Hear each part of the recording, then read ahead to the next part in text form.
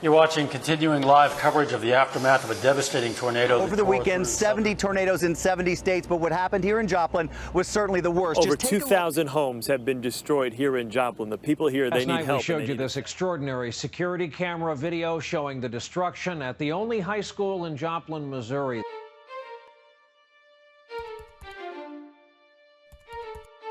The 2011 Joplin tornado caused so much havoc and chaos that it reaped years of recovery. This is the story of three perspectives that day. Off and on, I've been in Joplin since 2002. I moved to Webb City, which I was there for 14 years. And then I went from that and went to the Franklin Technology Center and was their career services coordinator for 2 years.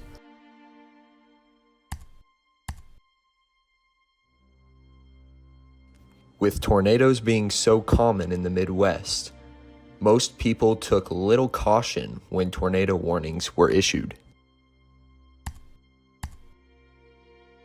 Southwest Missouri is one of the unsung places of the flyover states that you hear about it. And everyone is willing to say hello to you. Everyone's willing to help you out. It's just a really collegial part of the nation that I think gets overlooked. My dad proposed to my mom by the water fountain in front of City Hall. And across the street from the old library, I think. Yeah. Well, I can remember, except for when we played football, Joplin and Webb City, they work well with each other. I mean, it's one big community. It's small enough that, you know, the traffic's not crazy, people are not crazy, but it's big enough to have, you know, McDonald's, Whataburger, a couple Walmarts, a mall. Tornado Alley, which runs right through the heart of Kansas, just west of Joplin, is one of the most common places tornadoes can be found. When I was principal in Carthage, the tornado came through Carl Junction. And I think that, you know, a lot of people could see it. I mean, even from Webb City, you could see parts of the tornado that had come through. And we heard stories growing up about my mom's farm where she grew up, how a tornado had picked up a barn and turned it around and then put it right back where it belonged. So when you hear the sirens, I mean, you definitely, you know, okay. You see those, you know, commercials, maybe the guys, redneck guys, you know, get on their porch, drinking a beer and watching the weather. You know, you never really kind of had the technology like we do now, but I mean, we'd go down to the basement, like when Pierce City got hit. Churches were one of the primary reliefs when it came to damage from tornadoes, hurricanes, or other natural disasters. I worked for a camp for years as a volunteer, and that camp got hit by a tornado really badly, and so that kind of canceled camp that year.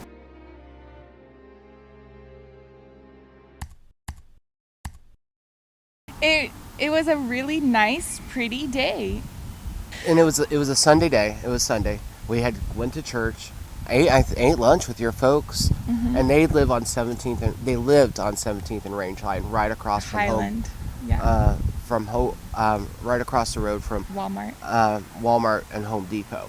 We went to a birthday party for like a 5, 4, I don't know how old he was. 1 or 2 year old. Anyway, doesn't matter, but yeah. And it was outside, wasn't it? Part of it, yes. Yeah, so. It was outside party. I was grilling stuffed pork chops for the wife and my neighbor. She was over, and as we're sitting there, we're going, hey, you know, the tornado sirens are going off. At that time, I'm outside. I have horses, and I was actually riding a horse, and my wife comes out and says, hey, we're under severe weather alert or a tornado warning. Just another day. It's Missouri. It's another tornado, okay. Anna, you go to the bathroom, I'll go watch outside.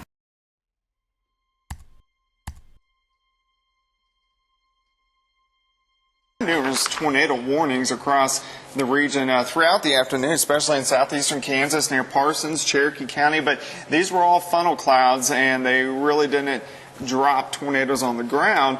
So I made myself a little nest in the bathtub and just hung out. Yeah. Everybody's got a job of somebody grabs one of the animals, one of the pets, gets everybody downstairs, and we have actually, supplies in there if we were to get, if something were to happen where we couldn't get out. I had several families there, and then things changed.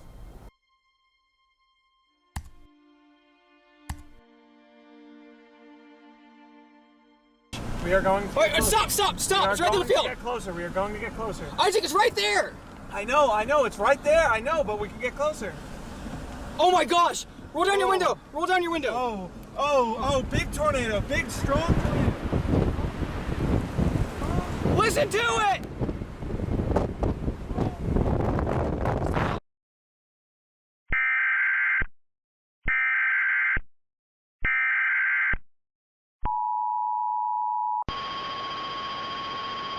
The National Weather Service in Springfield has issued a tornado warning for northwestern Newton County in southwest Missouri, southeastern Cherokee County in southeast Kansas. Report of a funnel cloud. Public report meaning that one of their train spotters hasn't seen it, but there's our tower cam. That would appear to be a power flash. That could be from a lightning strike, but that is the portion of the storm that we have been concerned with. Tornado sirens once again. Tornado sirens once again going off in Joplin. Those are definitely power flashes that we are seeing on the ground. Live in southern Jasper, northern Newton. Take cover. Yes, please. Right now. Please, I am telling you to take cover. Take cover right now.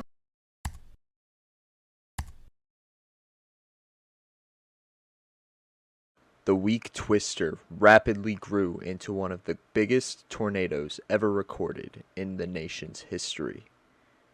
We had water, we had some food and flashlights and things like that. But it's kind of a routine that we had gone through. So, you get used to routines and you forget about the reason that you're actually going through those routines. Super dark, super loud. Stuff hitting the house.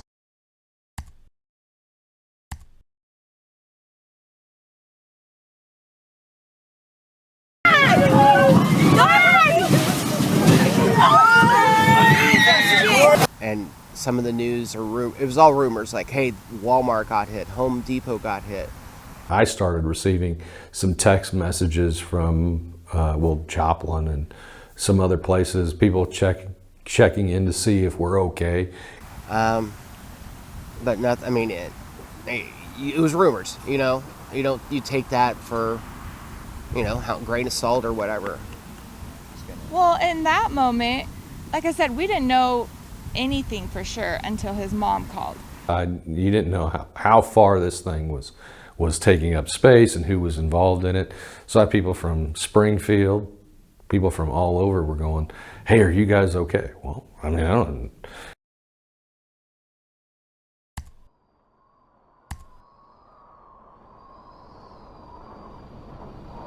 Super loud. And just all I could remember is super loud.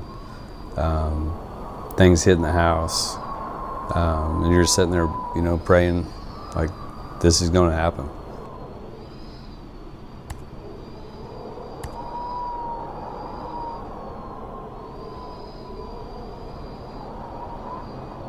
.200-mile-an-hour winds ripping a 4-mile path, destroying 75% of Joplin, Missouri in just 10 minutes.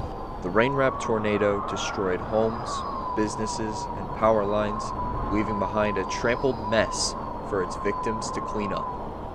And so we just got in the car and drove, and my mind was just fully like taking care of my family and making sure that they're okay, and that's all I was thinking about.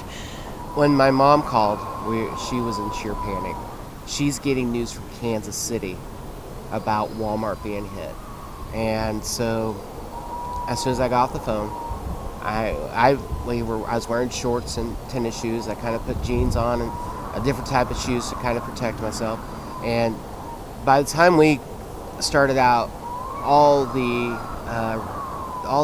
peers and people wanted to see what was going on. So traffic was horrible. I'm stopped at a stoplight and there's a car sitting there, just sitting there, and you can tell that it looked like when the tornado hit, they were in their car sitting at the light. I couldn't even tell you where we were at because everything was razed. I mean, it was gone. You could see part of the hospital, which you would have normally not been able to have that kind of view. There were lines down, there were trees. It was just impossible to go any further. Compared to everybody else, we had no damage. I mean, we had like roof stuff and windows and stuff like that, but stuff everywhere, just absolutely everywhere. Their loved ones actually going up to the bodies, crying, screaming, giving them CPR. Underneath the handles of your vehicles, there's just stuff. You know, it's so crazy how things were just everywhere. I'd never seen giant trees uprooted like that. It was insane, and it wasn't just a few. All up and down the street, these giant, enormous trees just laying down, bearing all their roots, and it was insane. And power lines on the ground. You know, there were people, we were right by Home Depot, and, you know, they were, you know, many people lost their lives in there. And it was just, I mean, you know, I never seen anything like it.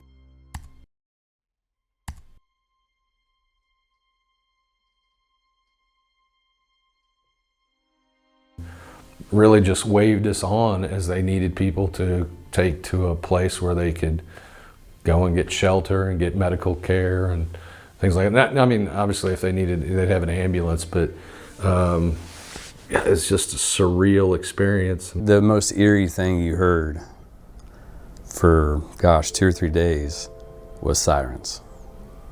And not tornado sirens, but EMS, police, fire, I mean, constantly.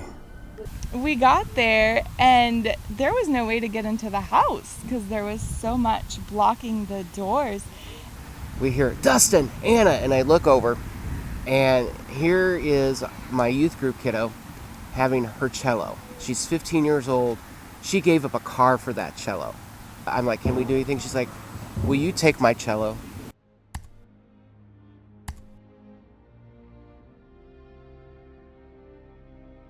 And we went to Walmart the next day and bought some clothes so that we could work. Yeah, those were tough. You don't know who, I mean, you hear from the stories of I mean, you start seeing numbers of dead, wounded, and all this, so. And you'd be cleaning stuff up, and Long John Silver's will go by. Hey, do you want a sandwich? Hey, we've got water. My church, home church from Hume, came in.